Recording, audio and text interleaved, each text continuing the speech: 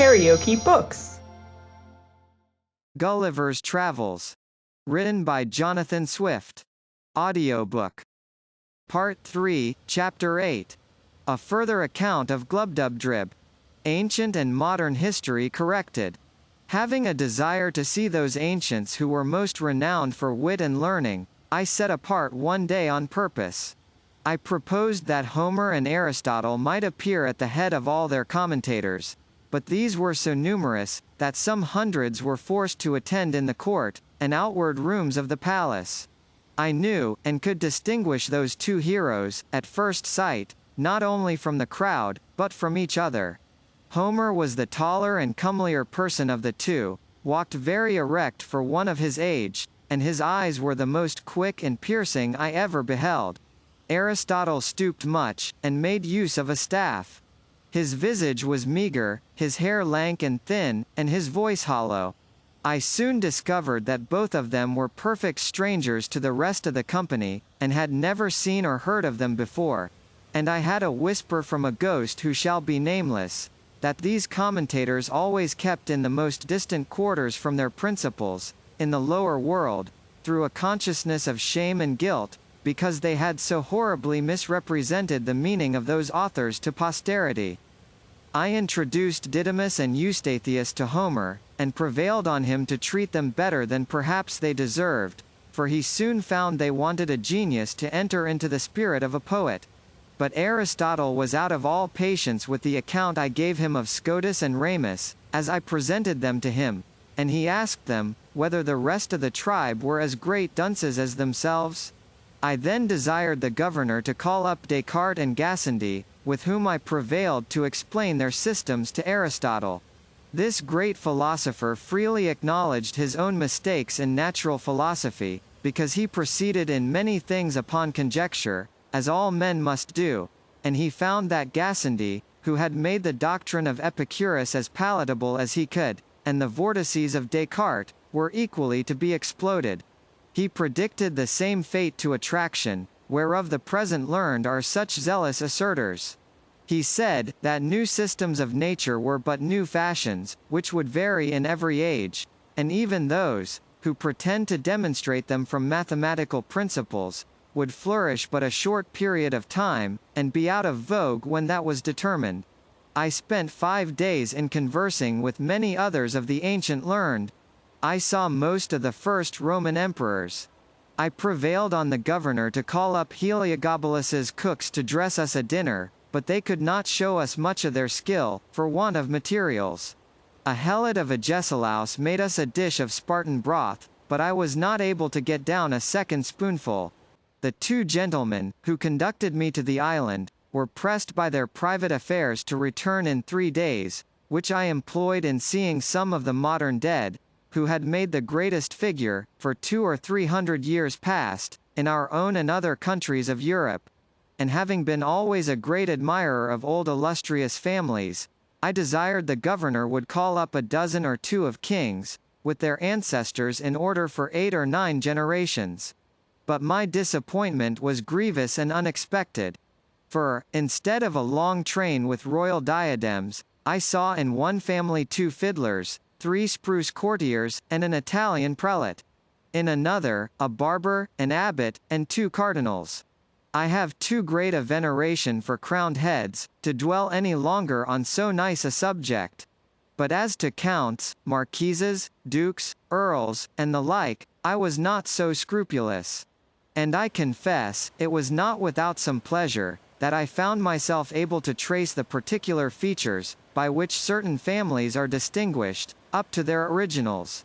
I could plainly discover whence one family derives a long chin, why a second has abounded with knaves for 2 generations, and fools for 2 more, why a third happened to be crack-brained, and a fourth to be sharpers, whence it came, what Polydore Virgil says of a certain great house, nec vir fortis, necfoemina casta, how cruelty, falsehood, and cowardice grew to be characteristics by which certain families are distinguished as much as by their coats of arms, who first brought the pox into a noble house, which has lineally descended scrofulous tumors to their posterity. Neither could I wonder at all this, when I saw such an interruption of lineages, by pages, lackeys, valets, coachmen, gamesters, fiddlers, players, captains, and pickpockets. I was chiefly disgusted with modern history. For having strictly examined all the persons of greatest name in the courts of princes, for 100 years past, I found how the world had been misled by prostitute writers, to ascribe the greatest exploits in war, to cowards, the wisest counsel, to fools, sincerity, to flatterers, Roman virtue, to betrayers of their country, piety, to atheists, chastity, to sodomites, truth, to informers. How many innocent and excellent persons had been condemned to death or banishment by the practicing of great ministers upon the corruption of judges, and the malice of factions. How many villains had been exalted to the highest places of trust, power, dignity, and profit. How great a share in the motions and events of courts, councils, and senates might be challenged by bawds, whores, pimps, parasites, and buffoons. How low an opinion I had of human wisdom and integrity, when I was truly informed of the springs and motives of great enterprises and revolutions in the world, and of the contemptible accidents to which they owed their success. Here I discovered the roguery and ignorance of those who pretend to write anecdotes, or secret history, who send so many kings to their graves with a cup of poison, will repeat the discourse between a prince and chief minister, where no witness was by, unlock the thoughts and cabinets of ambassadors and secretaries of state, and have the perpetual misfortune to be mistaken. Here I discovered the true causes of many great events that have surprised the world. How a whore can govern the back stairs, the back stairs a council, and the council a senate. A general confessed, in my presence, that he got a victory purely by the force of cowardice and ill conduct, and an admiral, that, for want of proper intelligence, he beat the enemy, to whom he intended to betray the fleet.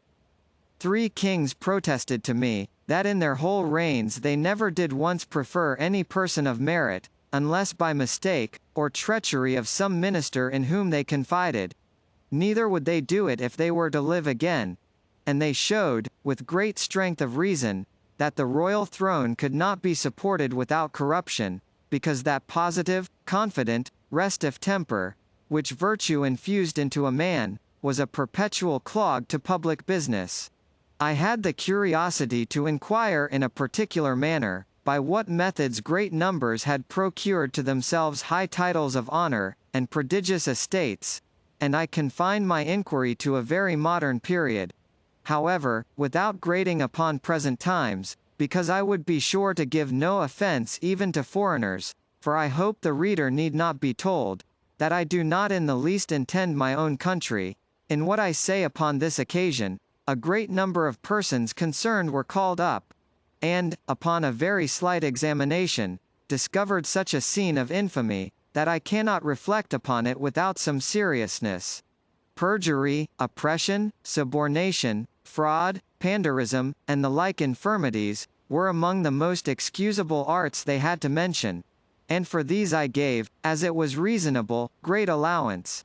But when some confessed they owed their greatness and wealth to sodomy, or incest, others, to the prostituting of their own wives and daughters, others, to the betraying of their country or their prince, some, to poisoning, more to the perverting of justice, in order to destroy the innocent, I hope I may be pardoned, if these discoveries inclined me a little to abate of that profound veneration, which I am naturally apt to pay to persons of high rank, who ought to be treated with the utmost respect due to their sublime dignity, by us their inferiors.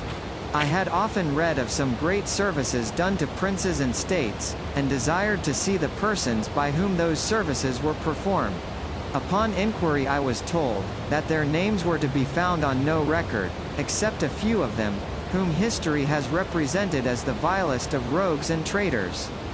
As to the rest, I had never once heard of them. They all appeared with dejected looks, and in the meanest habit, most of them telling me, they died in poverty and disgrace, and the rest on a scaffold or a gibbet. Among others, there was one person, whose case appeared a little singular. He had a youth about 18 years old standing by his side.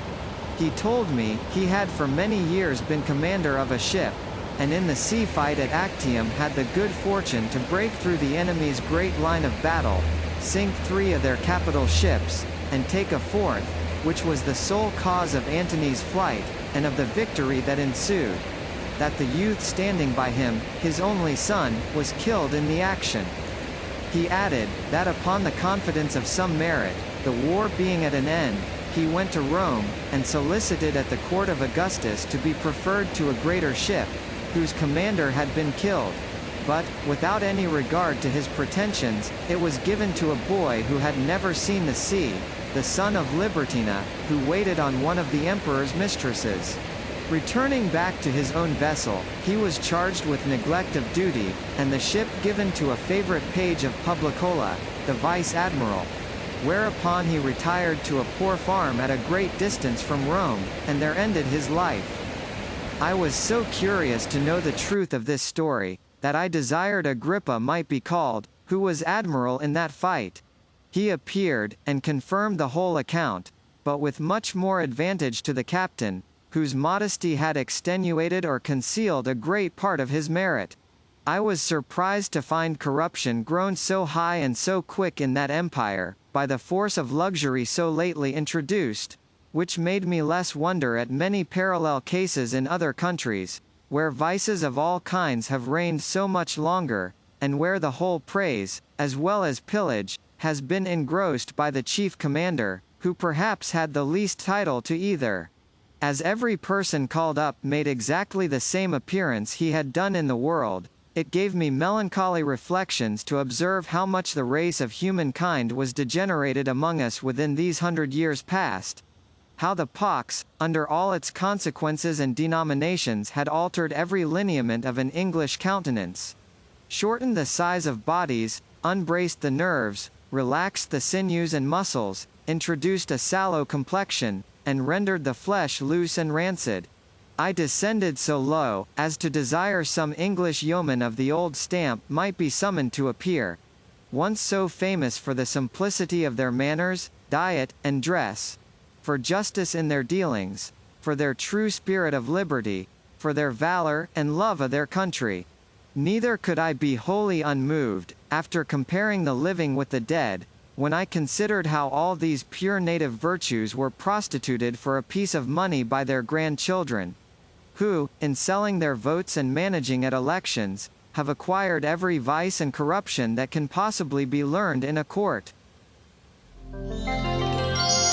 KaraokeBooks.